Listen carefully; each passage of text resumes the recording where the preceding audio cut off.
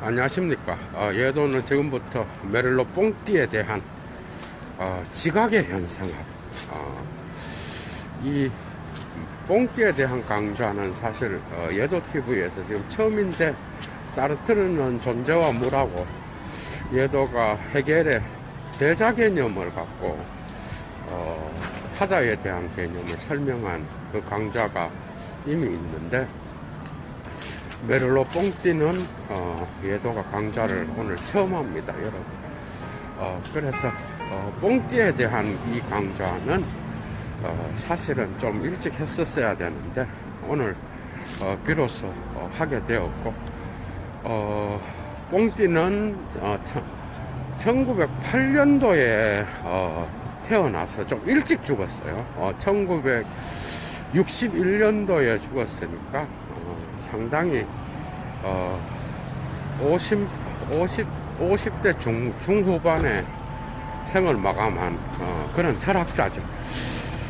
메를로 뽕띠는 주로 그의 그 행동의 구조가 42년도에 나왔고요. 지각의 현상학이 학위 논문으로, 박사학위 논문으로 제출되는데, 이게 45년도에 나온 작품이에요, 여러분.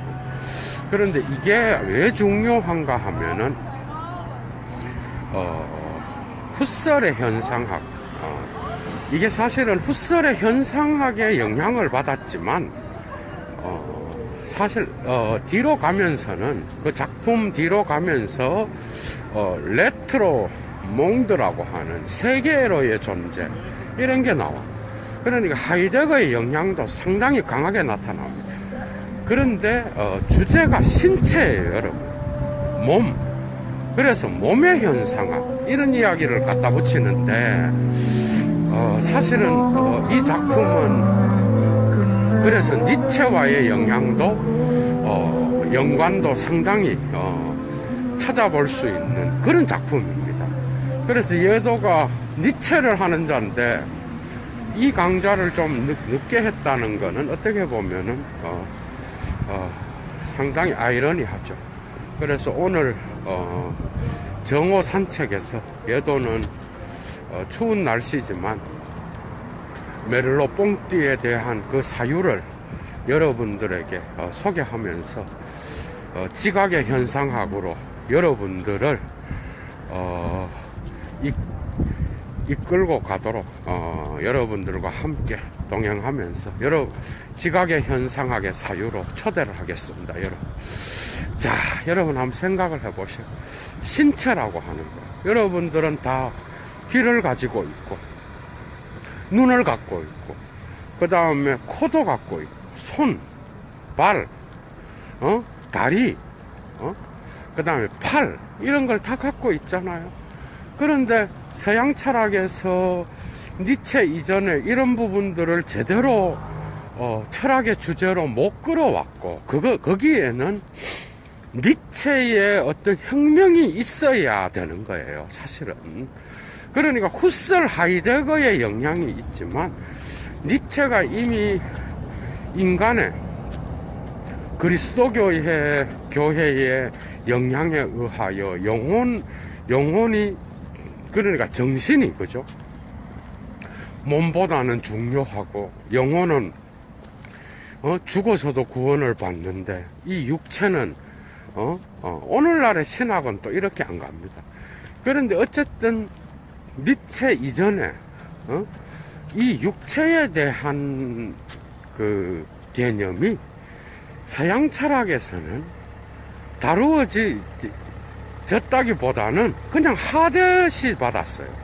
그러니까 이 지각의 현상학, 페노메놀로기 들라 페르셉시옹이라고 하는 이 작품을 다루는 데에도 철저하게 이러한 니체의 영향을 이야기할 수밖에 없는 거예요. 그래서 뽕띠는 이러한 훗설의 현상학을 자기 자신의 독특한 창조적 방식으로, 그죠? 사유를 하게 되는데, 거기에 몸의 현상학, 신체의 현상학을 다룬다고 볼 수 있어, 이 작품이. 그래서 이 작품은 매우 중요합니다, 여러분들한테. 그러니까 어떻게 보면 뽕띠가 좀 더 오래 살았으면 포스트 모더니즘의 어떤 그러한 중핵적인 역할로서 거기에 들어가는 그런 사람이에요. 그 사유 자체는 상당히 포스트 모던적입니다. 그러니까 사르트르와 함께 현상학 운동에 참여했는데 뽕띠는 사르트르와 더불어서 후설의 현상학을요, 이런 게 이제 중요한 거야, 철학에서. 이런 게 매우 중요해. 그러니까 후설이 다루지 않았던 헤겔의 대자 개념이라든지 즉자 개념을 사르트르와 메를로 뽕띠는 현상학 안으로 갖고 옵니다. 이 독특한 방식인데, 존재와 무에도 헤겔에 대한 이 즉자 대자 개념을 상당히 길게 설명해요. 그런데 뽕띠 역시도 지각의 현상학에서 이런 것들을 다뤄. 이게 어떻게 보면은 그 당시에 러시아인이면서 그 다음에 프랑스인이 되었던 헤겔 전문가 코제부라고 하는 락강도 여기서 헤겔을 배웠죠. 그러니까 프랑스의 그 당시에 헤겔에 대한 거죠. 정신현상학을 번역하고 가르치고 헤겔의 사유를 가르쳤던 코제부라는 이 철학자가 있었어요. 이 사람에 의하여 이 헤겔을 후설의 현상학과 접목시키는 이런 과정이 있었습니다.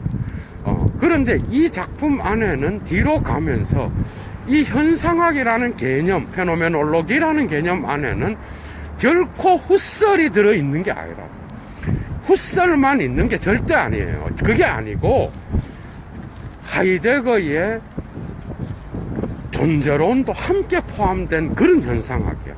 그러니까 후설과 하이데거가 같이 두 사람의 그 사유가 함께 들어있는 그런 현상학이에요.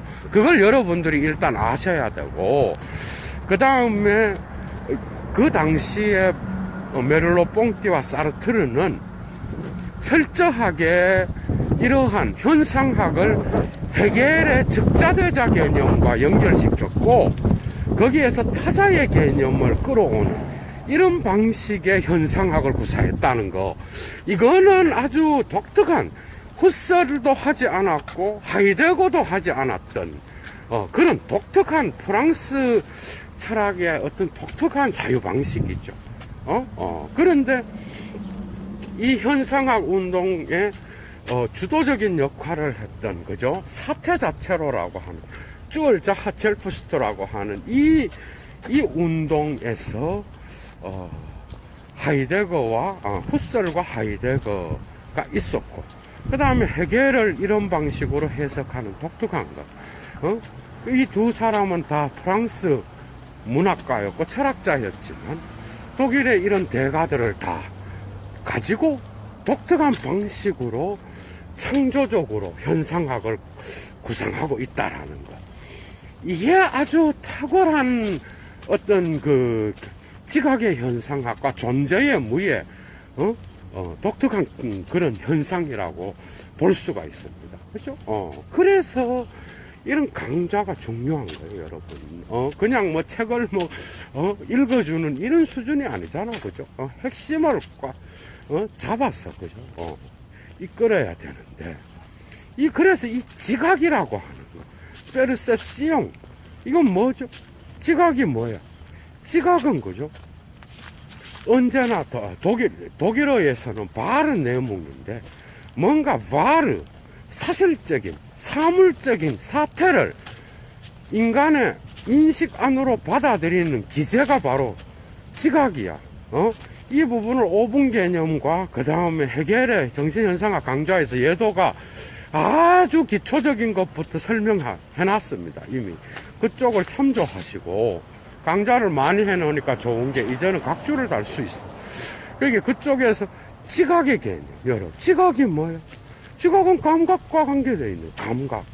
그러니까 그리고 이것은 감각보다는 조금 더 지성과 연결되어 있는다. 그게 우리가 이 세계의 사물들과 타인들과 사태들을 만날 때 가장 가까이에 놓여 있는 게 바로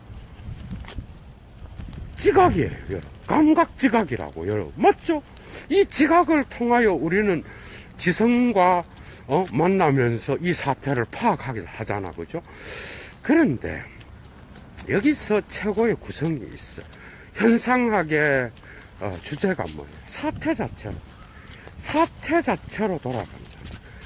후설에게 있어서 사태 자체로, 이것은 언제나 나타나는 현상과 연결되어 있어. 현상은 나타난다라는 그 그리스의 원문과 관계되어 있는데, 이 나타난 거, 파이노메논, 나타난다라고 하는 이것은 언제나 의식을 통하여 나타나는 거죠. 그죠? 그리고 그 의식을 통하여 나타나는 현상의 본질을 파악하기 위해서 우리는 지금까지 우리가 자연적 태도를 통하여 취했던 이 세계에 대한 어떤 그 모든 것에 대한 판단 중지를 통하여 갈로를 쳐야 되는 거예요. 그러면 우리는 의식 안으로, 그죠? 우리의 시선을 돌릴 수 있겠죠. 그래서 거기에서 본질을 직관하는 거예요. 그러니까 사물의 본질과 그 다음에 의식의 본질을 함께 이야기할 수 있게 되는 거죠. 그러니까 이런 방식의 의식이 없으면 나타나는 게 어디에 나타나요, 여러분?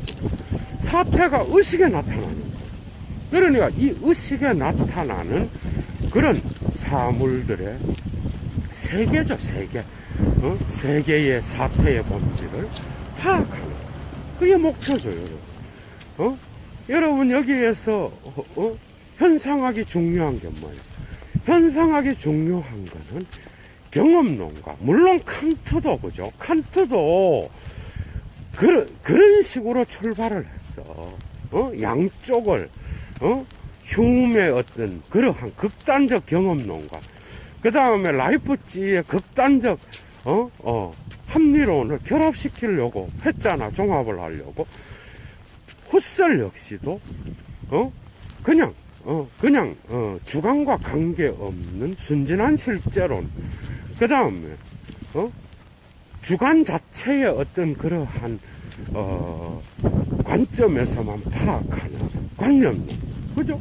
이 양자를 가능하다면 피하고 그 두 개를 지향성 개념으로 연결시켜서 극단성을 피하고 그 문제를 해결하려고 하는 의도가 있는 거죠. 지각의 현상학에서 길게 언급하는 게 경험론과 그 다음에 주지주의, 관념론의 이 문제를 해결하려고 하려는 그러한 메를로 뽕띠의 의지가 나타난다고 볼 수 있어.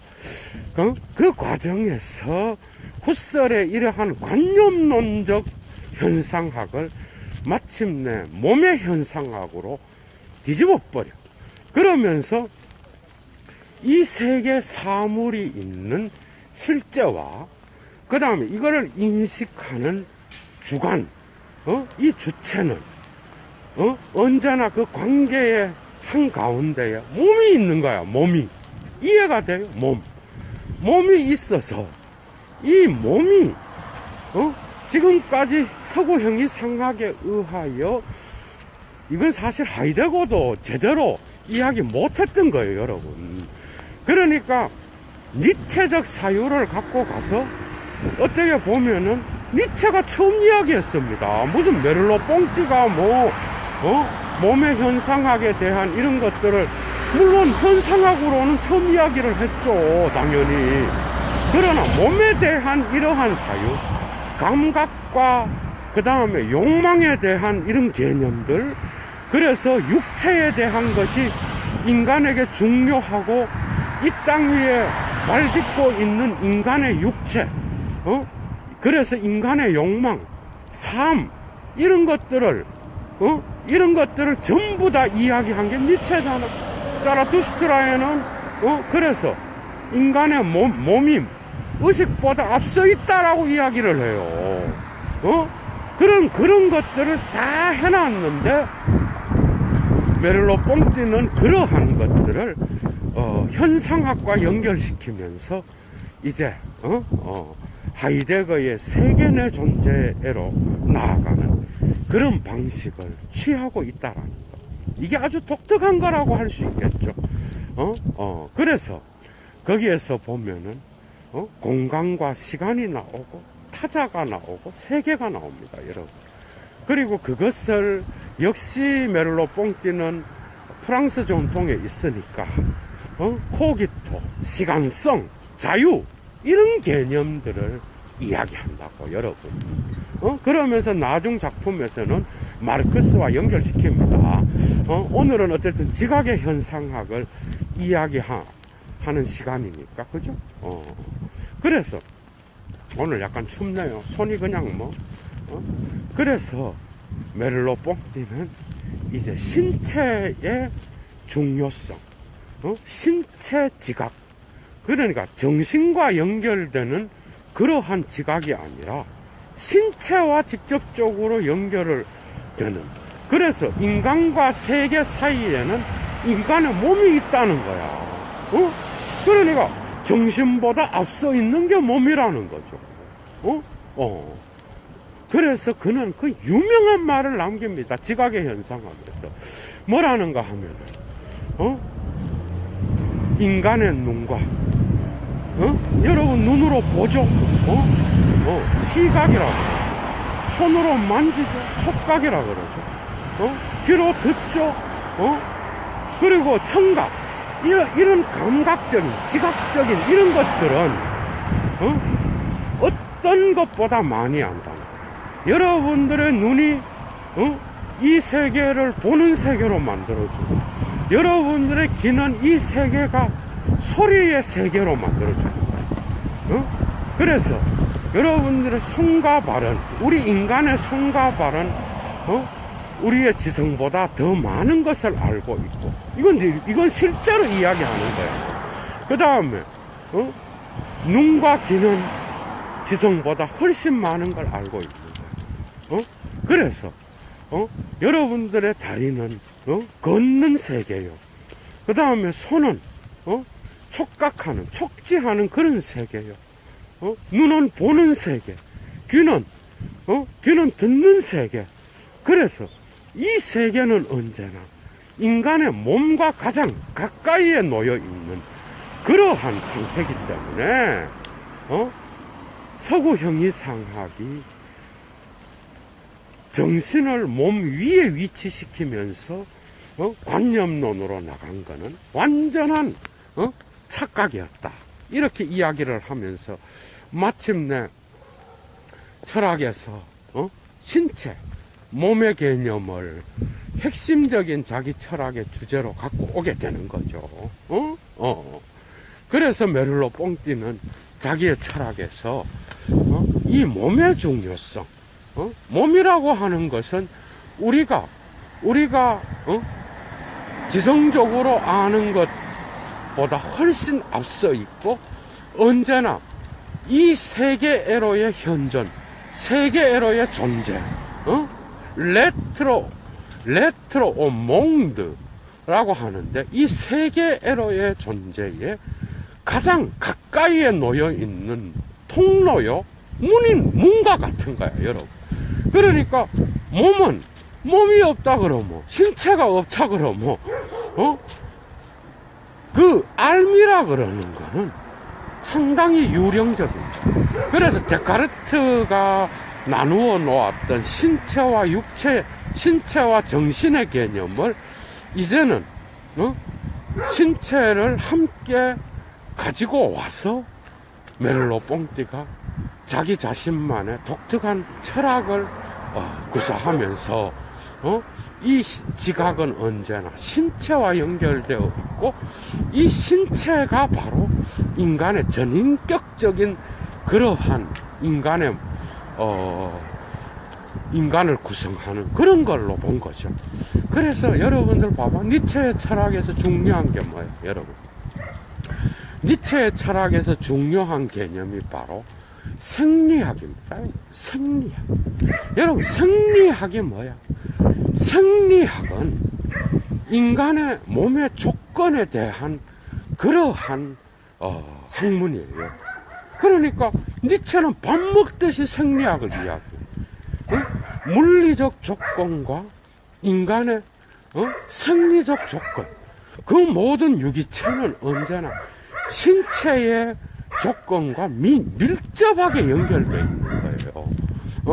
그런데 서구 형이상학은 니체 이전에 그리스도교와 플라톤의 영향에 의하여 이러한 신체의 중요성을 무시하고 신체는 언제나 정신의 하부구조로서 죽으면 그냥 없어지는 거기 때문에 영혼이 중요한 거예요. 이러면서 철학도 역시 그런 방식으로 가게 됐다라는 거예요. 데카르트는 이 중세의 이런 것들을 조금 다르게 갖고 갔지만 어쨌든 데카르트 역시도 이러한 신체보다는 그죠? 정신, 나는 생각한다. 고로 나는 존재. 과연 이 코기토가 나는 생각한다라는 게 나는 존재한다라고 하는 생각의 나가 존재의 나와 과연 일치하는지 이게 문제잖아. 일치하지 않죠. 그래서 니체가 칸트도 이런 방식으로 관념론 쪽으로 조금 인식론 쪽으로 나갈 때 어쨌든 육체에 대한 조건을 다루지 않잖아요. 깊이 있게.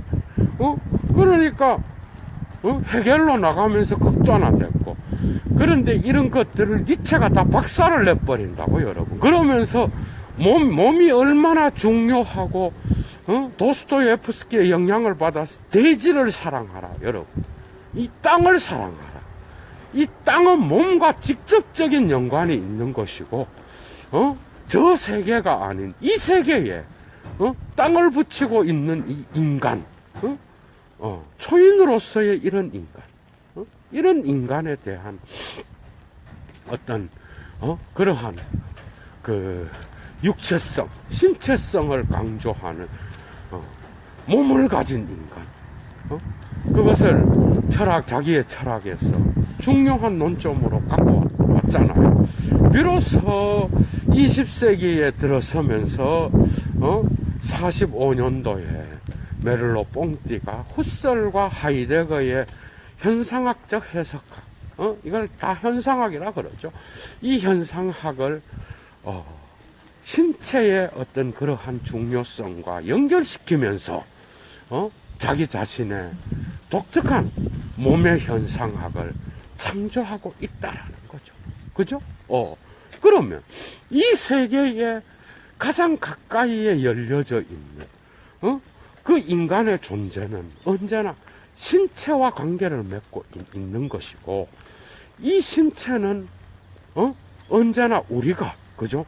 타자와 이 세계의 물체와 관계를 맺을 때에 신체가를 통하여 우리가 그 모든 것들과 관계를 한다는 거예요.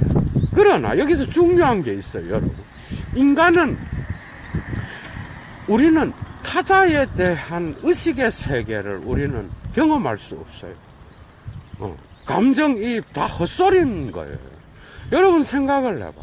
우리는 공감하고 동조할 수는 있어요. 대화를 통하여. 맞죠? 그런데 여러분들이 이 세계에 대한 지각과 감각을 타자와 동일하게 느낄 수 있나, 여러분들이? 여러분들이 이 세계를 타자와 동일한 방식으로 그 타자의 의식의 세계를 경험할 수 있나요, 여러분들은? 없어. 그래서 세계는 나 혼자밖에 없는 그런 의식이야. 그러니까 의식은 감정이입이 아니야. 이게 후기후설과 연결했어. 그래서 우리 인간은 상호주관적으로 타자와 대화를 하고 접촉할 수는 있지만, 그러나 우리는 언제나 타자와 동일하게 느끼진 않는 거예요. 맞죠? 그 점에서 의식을 갖고는 우리는 타자와 밀접하게 연결되는 방식으로 그 타자의 세계를 의식할 수 없는 거예요. 나는 언제나 나의 관점에서 타자와 만나는 거예요. 맞죠? 그런데 이 만남은 그 타자의 의식의 세계까지 내가 체험할 수 없기 때문에 결국 나는 나의 관념으로만 타자의 세계를 추측할 수 있을 뿐이야. 여기에 한계가 있는 거죠. 그죠? 그래서 꼭 나뚜랄리떼라 그러는데 우리는 공적인 자연성과의 어떤 그러한 토대 위에서 우리는 타자와 상호 주관적으로 대화할 수밖에 없는 거야. 그러나 여기에서 우리는 관념적으로는 언제나 타자의 세계를 나의 세계로, 그죠? 환원해서 자기 이해를 할 수밖에 없는 거예요. 이걸 리ቄ로도 이야기하는 거예요. 그런데 여러분들이 몸을 생각을 해보라고. 몸. 우리의 신체는 우리는 내 신체가 아프면 여러분 타자의 신체도 동일하게 고통을 느낀다라는 거를 우리는 추측할 수 있는 게 아니라 체험적으로 우리는 그 부분을 이해할 수 있는 거죠. 그래서 이 신체는 언제나 타자와의 관계 안에서도 의식적으로, 그죠? 의식적으로 언제나 의식보다 앞서 존재하는 그런 것으로서 타자와의 관계 안에서 타자와 이 세계에 사물이 있는 그러한 공간 안에서도 이 신체는 언제나 타자의 세계, 이 세계가 열어 밝혀지는 그러한 곳에 가장 가까이에 있는 접촉점이라고 할 수 있는 거죠. 그래서 메를로 뽕띠의 개념 중에서 세계에로의 존재, 에트로오몽드라고 하는 이 존재는 세계에로 나아가는 새롭게 나타나는 그 모든 존재는 언제나 신체와의 관계를 통해서만 나의 지각으로 들어온다라는 거예요. 나의 눈과 나의 귀는 나의 지성보다 많은 걸 알아. 나의 팔, 나의 손과 나의 발은 내가 아는 것보다 더 많은 걸 알고 있어. 이 유명한 말입니다, 여러분. 나의 다리와 나의 팔은 나의 지성보다 더 많은 걸 알고 있는 거예요. 그래서 지각은 언제나 우리는 지각에서 몸을 무시하고 바로 오성과 이성으로 갔듯이 이런 철학은 이제는 폐기돼야 된다. 여기에서 이제 메를로 뽕띠의 공헌이 나타나고 있는 거죠. 철학에서. 그래서 그의 철학은 예술과도 엄청나게 밀접한 연관을 맺고 있으며 오늘날의 몸철학이라고 하는 니체와의 연관 속에서 몸철학에서도 연구가 많이 되어지고 있는 그런 상황이라고 할 수가 있는 거죠. 또 중요한 게 시간성입니다, 여러분. 시간성. 여러분들 한번 생각을 해요. 시간이라고 하는 거. 이거는 하이데거의 영향이 엄청 큰 겁니다. 생각을 해봐. 시간은 언제나 탈자적인 거라 그랬어, 하이데거. 시간을 내가 하는 것도 있지만 존재에 의해서 내가 시간화되는 것도 있어. 시간화 역시도 나의 존재가 언제나 탈자적으로 열려져 있어. 이걸 탈존이라 그래요, 여러분. 나는 나의 시간에 의해서 신체의 주체로서, 그죠? 신체를 가진 주체로서 나는 나의 시간성을 내가 통제하는 게 아니야. 시간은 언제나 밖에서 나에게 영향을 미치는 방식으로 시간화되기 때문에 이 시간성은 탈존적 특성을 갖고 있는 거예요. 그러니까 시간은 탈자화의 특성을 갖고 있는 거예요. 언제나 자기를 벗어나 있어. 그래서 나의 존재는 언제나 이 세계에 열려 있고, 나의 순간은 이 세계의 타자와의 만남을 통하여 새로운 시간으로 변화될 수 있는 그러한 변화에 열려 있는 방식으로 탈자화되는 거예요. 그러니까 이 시간화는, 이 시간성은 나 자신과 타자와 이 세계와의 만남 속에서, 그죠?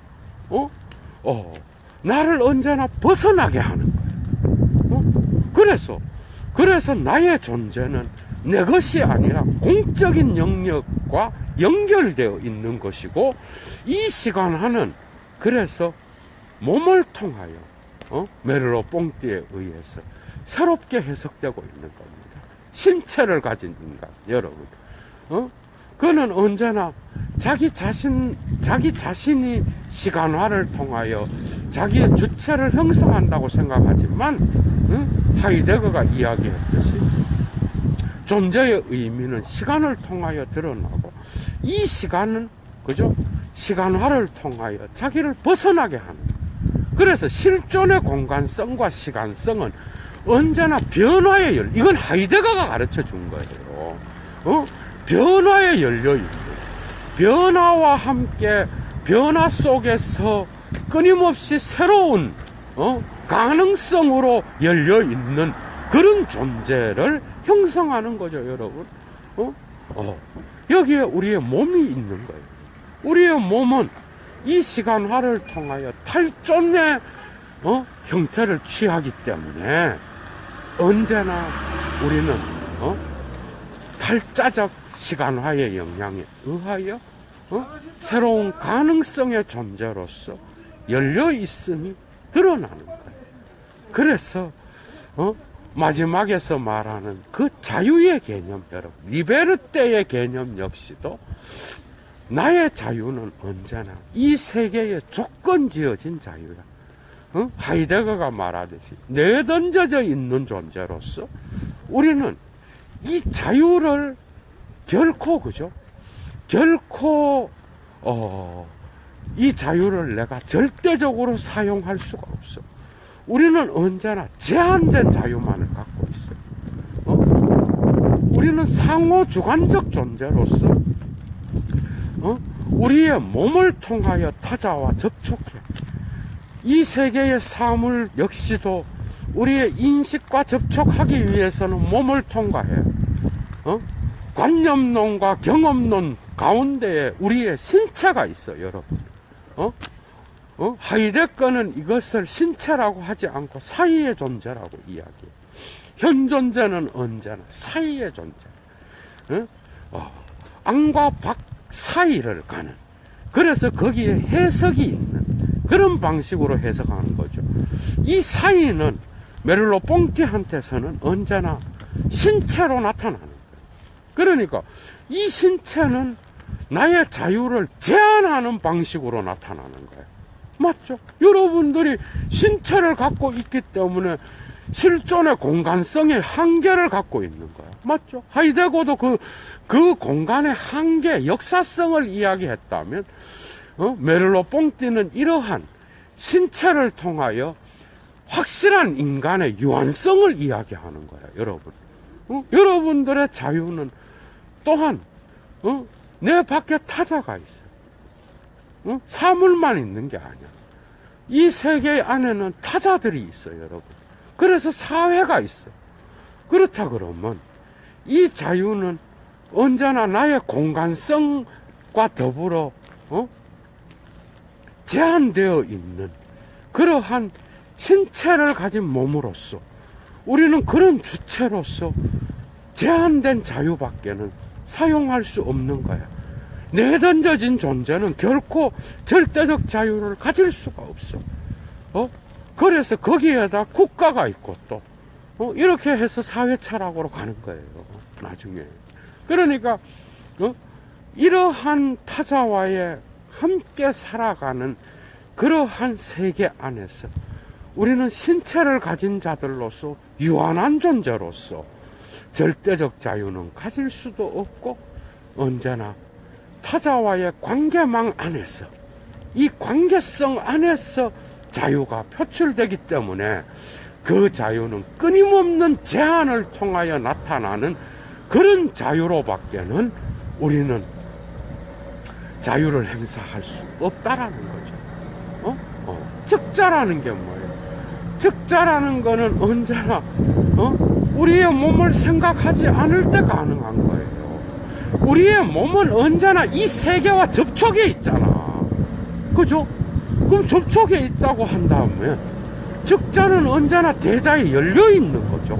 해결적으로 보면 열려 있고 이 타자와의 만남에서 가장 가까이에 놓여 있는 이 몸이 우리가 우리의 관념론이라든지 주지주의 철학에서 이야기했던 의식을 앞에 놓았던 몸보다 그런 모든 철학에서는 이러한 몸에 대한 연구가 없기 때문에 그 인격에 있어서 절반만이 뭔가 인간이 아닌 그런 영혼 중심의 로고스 중심의 그리고 의식 중심의 철학을 이야기할 수가 없었던 거죠. 여기에 신체가 들어가면서 자유 개념도 바뀌게 되는 겁니다, 여러분. 내 자유는, 내 정신은 언제나 자유로울 수 있지만 그 신체는 특정한 공간 안에 사로잡힌 자로서 이 공간성은 언제나 시간적 탈자적 존재와 연결되면서 그는 자기 자신을 벗어난 존재로서 언제나 이 몸은 타자에 개방되어 있는 거예요. 이런 철학이에요, 여러분. 그러니까 가장 중요한 거는 코기토가 수정되는 거예요. 그래서 마지막 메를로 뽕띠의 지각의 현상학의 마지막에 코기토 시간성, 그 다음에 자유의 개념이에요, 여러분. 그런 것들을 다루고 있는 거라고. 여러분들 생각해봐. 뽕띠가 또 어린아이를 생각하듯이 어린아이는 얼마나 신체에 밀접하게 관계되어 있고 또한 이 신체로 얼마나 세계와 자유롭게, 그죠? 니체의 어떤 영향도 있는 것 같아. 여러분들 생각을 해요. 그렇지 않나요? 신체는 어린아이들만큼 또한 이런 신체를 자유롭게 활용함으로써 세계에 열려 개방되어 있는 그런 자들이 없잖아요. 어린아이가 놀든지 어린아이가 지각을 할 때에 이 세계에 자기 신체를 통하여 꿈을 꾸기도 하고 자기 방식대로 이 세계를 지각하듯이 우리 역시도 그런 방식으로 우리의 주관적 의식적으로는 우리는 결코 타자와 동일하게 접속할 수 없는 그러한 나의 주체적 자아로서 떨어져 있지만 이 몸은 언제나 세계와 타자와 공속할 수 있는 그러한 접촉점으로서 이 세계의 타자와의 관계망 안에서 그 접촉점을 통하여 우리는 세계의 열린 현존으로서 언제나 탈존적으로 세계와 관계를 맺고 있다라는 이런 인간, 이게 바로 지각의 현상이에요. 그러니까 지각이라 그러는 인식론적 개념이 해체돼 버려요, 여러분. 그런 개념이 아니라 어떻게 보면은 여기에는 하이데거의 세계 개념도 들어와 있고, 그죠? 또한 이런 타자를 설명할 때는 헤겔의 대자 개념도 들어와 있고, 또 이런 현상학은 또 후설의 현상학적 나타남의 특성도 갖고 있지만 여기에 한가운데에는 언제나 신체의 유한성, 신체의 어떤 그러한 감각, 그 다음에 그래서 메를로 뽕띠의 철학이 또 이러한 감각을 소중히 여기기 때문에 또한 여성이 이 세계를 바라보는 그러한 눈으로서 신체로서 페미니즘에도 연구에도 메를로 뽕띠의 철학이 활용되고 있다라는 것, 이런 게 놓여 있다라고 하는 거죠. 그래서 우리는 세계와의 관계, 그 관계는 언제나 그 몸에 의한 그러한 중계를 통하여, 그죠? 이 세계와 접촉한다고 한다면 우리는 타자와도 이 몸을 통하여 직접적인 방식으로 몸과 몸끼리의 어떤 그러한 상호적인 관계 맺음 안에서, 이 관계망 안에서 우리는, 그죠? 타자를 만나게 되는 거죠. 그래서 우리는 이 세계를 몸의 현상학을 통하여 새롭게 재구성된 그러한 메를로 뽕띠의 철학을 통하여 새롭게 세계를 바라볼 수 있는 그런 장이 나타난다라고 하겠습니다. 어떻게 보면은 사실은 이렇게 마지막으로 정리를 하자 그러면, 철학에서의 그러한 몸의 중요성은 사실 인간의 욕망과 연결되어 있는 모든 철학과 연관되어 있다라고 볼 수 있습니다. 이 점에서 어떻게 보면은 스피노자의 어떤 그러한 꼬나투스와도 연결될 수 있고, 니체의 힘의 의지를 통하여 몸을 통하여 구현되는, 그리고 문화를 육체로 바라보는 그러한 니체의 철학은 당연히 선구자적인 역할을 할 수 있었다고 하지만, 또한 스피노자와도 연결이 될 수 있는 부분이 있는 것이고, 메를로 뽕띠의 철학이 또 포스트 모더니즘에서 다양한, 그죠? 다양한 그러한 락강의 철학과도 연결될 수 있는 것이고, 뽕띠가 너무 일찍 죽어갖고 생을 마감했기 때문에 어떻게 보면은 계속 살아 있었으면 이런 것들을 정신 분석과 연결시키면서 새로운 작품들, 그리고 알티세르와 같이 새로운 이 몸 철학을 가지고 사회 현상을 이야기하면서 포스트 모던 운동에 상당히 깊이 있게 관여할 수 있는 그런 철학자였는데, 어떻게 보면은 너무 일찍 생을 마감하는 바람에, 그죠? 이런 몸의 현상학을 조금 더 확장하여, 그죠? 새로운 다양한 예술과 다양한 작품들을 더 많이 쓸 수 있었던 그런 학자였는데, 그런 부분이 조금 아쉽게, 그죠? 다가온다. 언제나 사르트르와 함께 언급되는, 그러면서 사르트르와는 다르게 언제나 후설과 연결시켜서 나타나는 이런 거지만, 사실은 포스트 모던의 핵심에 들어가 있는 그런 철학자라고 할 수가 있습니다. 몸을, 신체의 중요성 얼마나 중요해요. 포스트 모던 담론에서 핵심을 차지하는 게 우리의 몸의 개념이거든요. 파편화된 신체, 락강한테서도 나오고, 그죠? 이 신체에, 미셸 푸코한테서도 몸이 얼마나 중요한 역할을 합니까? 그 육체, 정신을 길들이기 위하여, 사실은 정신을 길들이기 위하여 정신훈련을 하는 게 아니라, 니체가 말한 것처럼 사회는 언제나, 사회의 권력은 언제나 인간의 정신을 길들이기 위하여 육체를 억압했다라는 거죠. 이게 바로 니체가 가르쳐 준 거 아니에요?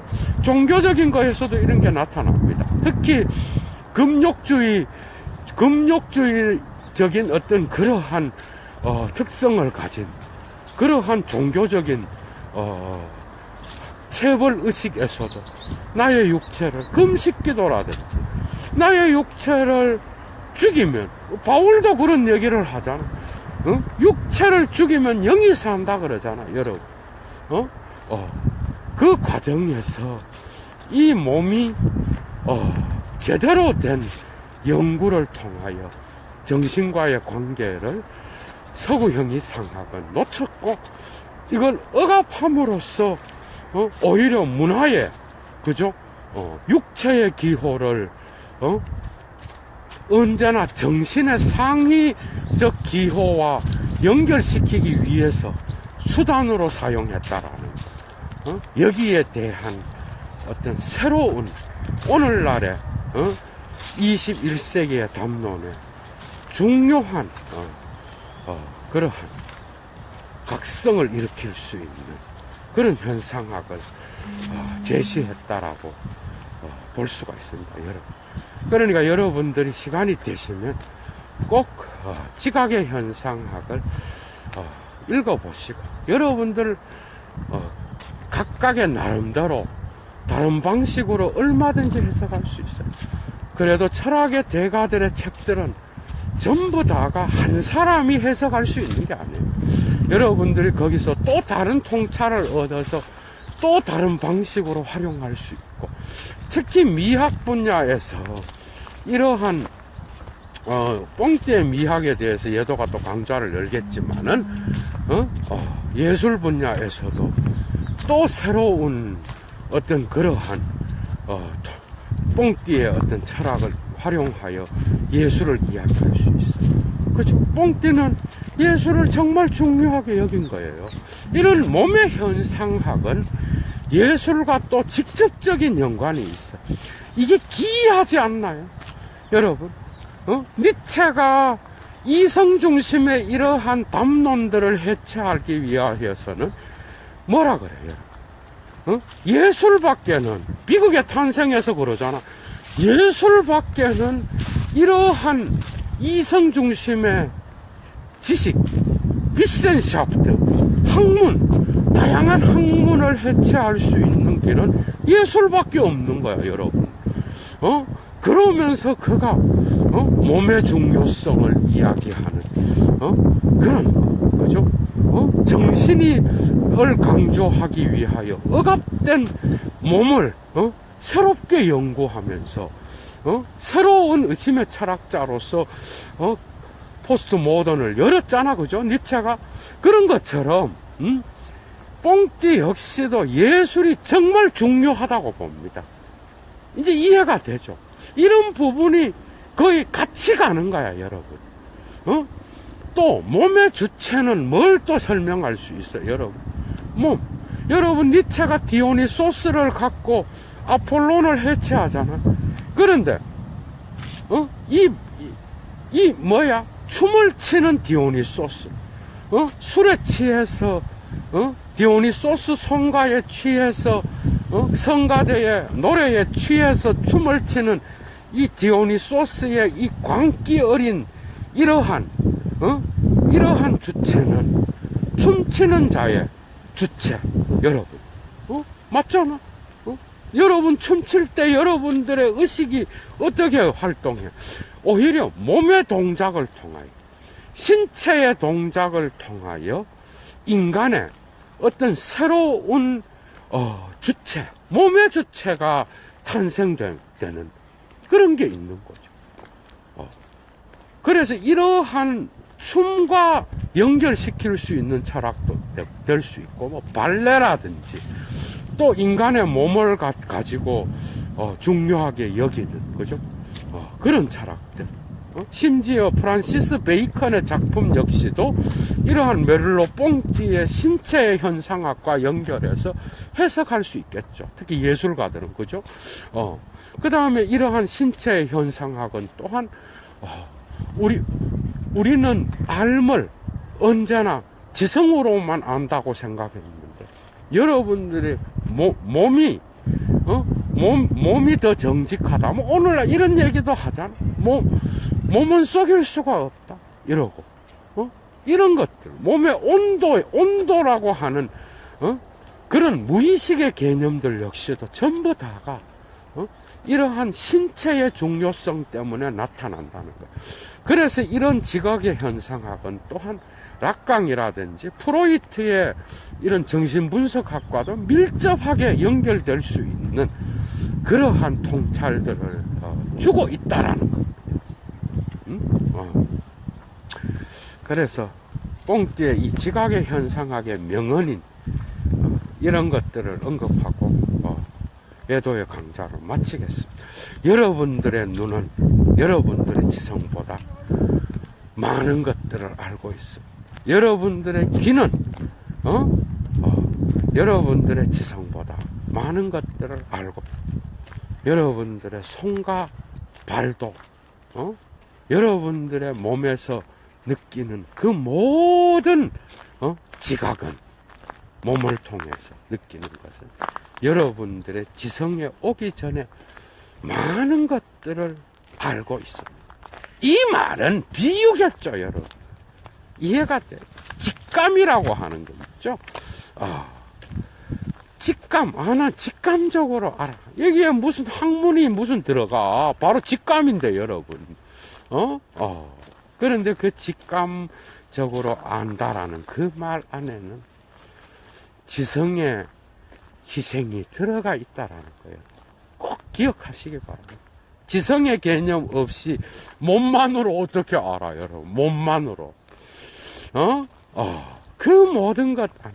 그러니까 서구가, 나는 그렇게 생각합니다. 서구가, 영혼을 강조하면서 몸을 억압했기 때문에 이런 말들이 나오는 것이지. 그냥 몸만 있다 그래봐, 몸만. 이런 말 자체가 비유예요, 이것도. 여러분, 생각을 해봐.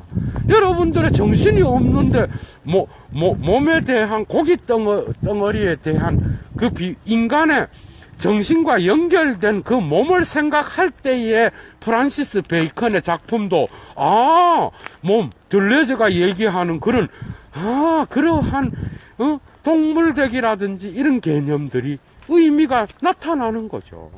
맞죠? 역으로 말해서 몸을 소중히 여겼던 그러한 서구의 형이상학이었다 그러면 아마 정신만을 갖고 유령을 그린다든지 이런 게 또 다른 의미를 획득하지 않았을까. 예도는 그렇게 생각합니다. 안 그래요, 여러분? 거기에는 지성에 대한 알을 소중히 여겼던 서구 형이상학의 오만함에 대한 저항이 들어있지만 사실은 몸은 언제나 그런 의식과 연결되어 있을 때에 몸의 현상학 역시도 의미가 있다라는 거죠. 결국은 같이 가는 겁니다. 그래서 뽕띠 역시도 의식과 이야기를 하지만 이 몸을 주제로 놓지 않고 철학을 했기 때문에 이런 부분은 상당히 인간에 대한 이 신체를 가진 인간의 어떤 그러한 인격을 다루는 데 있어서 그런 인간학에 있어서 이 신체가 생략된 것은 문제가 있는 게 아니냐. 오케이죠, 당연히. 그러면 몸이 다다. 이거 역시도 문제가 있다라는 거죠. 그 점에서 여러분들이 메를로 뽕띠의 몸의 현상학, 지각의 현상학을 꼭 읽어보시고 여러분들의 인문학적 세계에 많은 도움을 받으시기 바랍니다.